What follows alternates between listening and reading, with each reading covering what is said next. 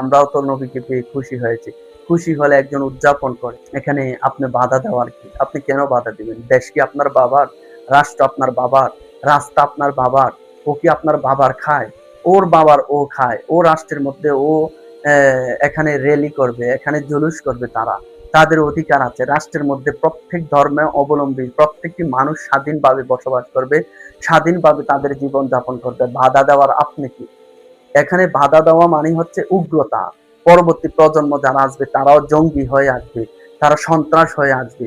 এই জন্য তাদের ভিতরে মহাব্বত নেই। কিছু হলে লাঠি নিয়ে বের হয়, কিছু হলে মানুষকে আঘাত করে, গালমন্দ করে। এই জন্য আমি বলবো তাকওয়াবান হন, ভদ্র হন, নম্র হন। আপনার ছেলে সন্তান ভবিষ্যতে যারা আসবে, আপনার অনুসারী, আপনার পরবর্তী প্রজন্ম ভদ্র হবে, নম্র হবে। এখন যে অবস্থা, আপনাদের অবস্থা খুবই ভয়ানক। আপনাদের পরবর্তী প্রজন্ম তারা আসবে সন্ত্রাস হয়ে, আপনাদের আদর্শ তারা শিখবে। বলে কুল বিফাদলিল্লাহি ওয়া বিরহমাতিহি ফাবিযালিকা ফালিয়াফরাহু হুয়া খায়রুম মিম্মা ইয়াজমাউন। এই আয়াত দিয়ে তারা বলে, আল্লাহ বলেছে আল্লাহর ফদল, আল্লাহর রহমত পেয়ে তোমরা আনন্দ উদযাপন। যেমন হাদিসের মধ্যে অসংখ্য ভাব আছে বাবু মা যা মিলাদুন নবী সাল্লাল্লাহু আলাইহি সাল্লাম সম্পর্কে। এখন আল্লাহর রাসূল কি রহমত না? ওয়ামা আরসালনাকা ইল্লা রাহমাতাল লিল আলামিন। আল্লাহ বলে গোটা সৃষ্টি জগতের জন্য আমার রাসূল হচ্ছে রহমত। তাহলে আল্লাহ হচ্ছে রব্বিল আলামিন, আলম সমূহের রব হচ্ছে আল্লাহ। যত জগতের রব হচ্ছে আল্লাহ, সেই জগৎ সমূহের রহমত হচ্ছে আল্লাহর রাসূল সাল্লাল্লাহু আলাইহি সাল্লাম। ঈদে মিলাদুন নবী সাল্লাল্লাহু আলাইহি ওয়াসাল্লাম এর মাস যখন আসে, আমরা দেখি যে অনেক ঘরানার মানুষ, অনেক দলের মানুষগুলা শুধু মিলাদুন নবী সাল্লাল্লাহু আলাইহি ওয়াসাল্লামের বিরোধিতা করে এবং কি সেখানে নানা রকম খারাপ মন্তব্য করে থাকে, যেটা ঈমান বিদ্বেষী কথাবার্তা। আপনার যে ঈমান চলে গেছে সেটা আপনিও জানেন না। কারণ যেই ব্যক্তির আকাবিররা মিলাদুন নবী পছন্দ করে না, তারা মিলাদুন নবীকে গালমন্দ করে এবং খারাপ মন্তব্য করে থাকে।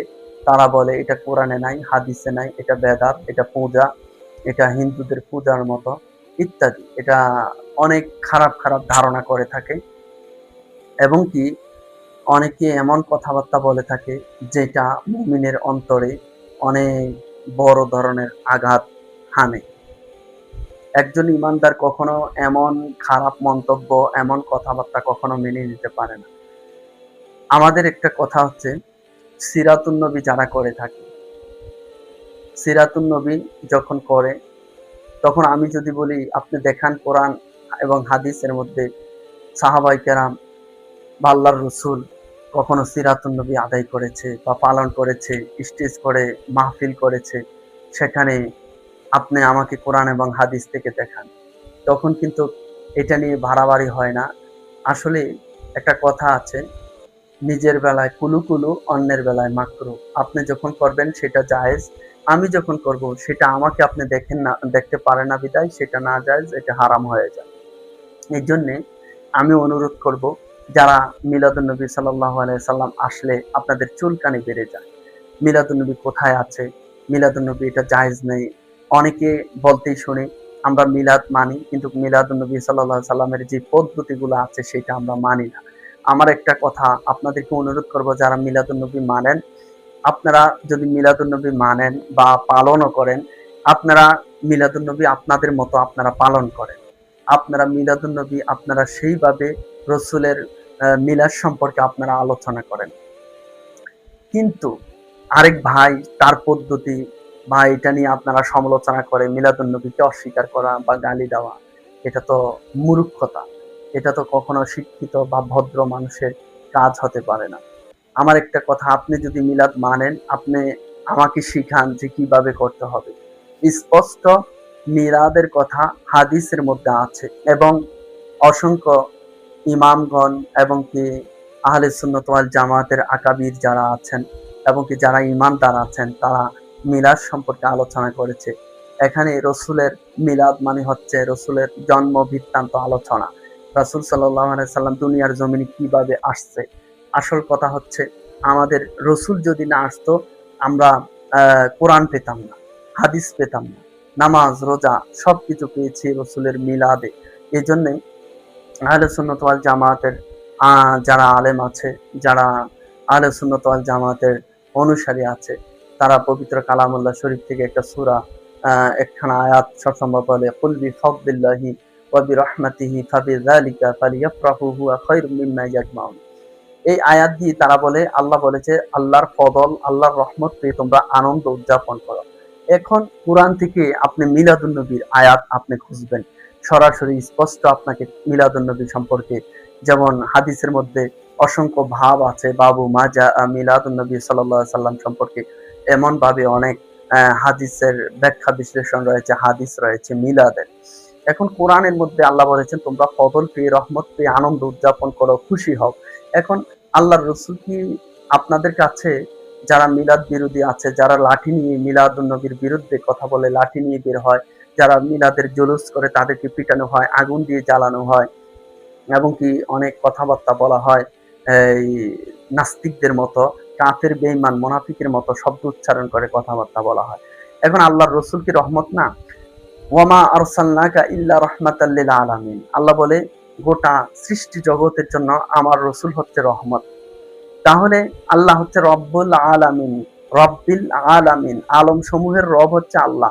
যত জগতের রব হচ্ছে আল্লাহ, সেই জগৎ সমূহের রহমত হচ্ছে আল্লাহর রসুল সাল্লাল্লাহু আলাইহি সাল্লাম।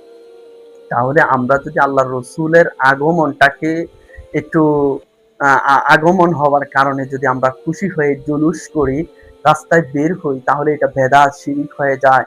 এটা করলে আমাদের দল বড় হয়ে যাবে। আমরা তো এটা মহাব্বতি করি। আপনারা যাদের ভালো লাগে না চুপ থাকেন, বা আপনারা করবেন না, কিন্তু লাঠি নিয়ে বের হওয়া, আগুন দেওয়া, গরম পানি মেলানো, বা রাস্তাঘাটে মারপিট করা, হারাম ফতোয়া দেওয়া ইত্যাদি। যেমন আপনি সিরাতুন নবী পালন করেন, আপনারা র্যালি বের করেন, আপনারা 16 ডিসেম্বর আসলে জাতীয় পতাকাকে বুকে নিয়ে মাথায় নিয়ে বের হন, আপনারা পহেলা বৈশাখ আসলে র্যালি বের করে আপনারা আনন্দ উদযাপন করেন।